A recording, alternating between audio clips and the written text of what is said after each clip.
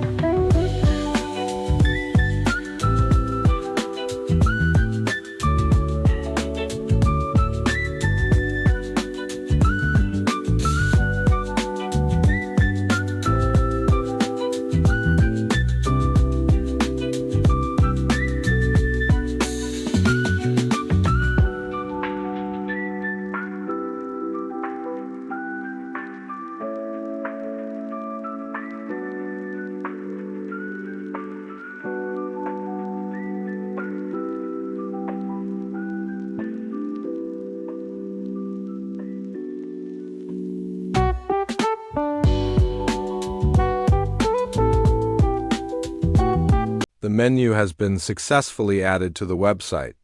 Header design is now complete.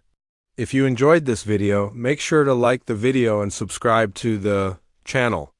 More professional and creative videos are coming soon that will help you take your editing skills to the next level. Don't forget to press the bell icon so you never miss any upcoming videos. Thanks for watching. See you in the next amazing video.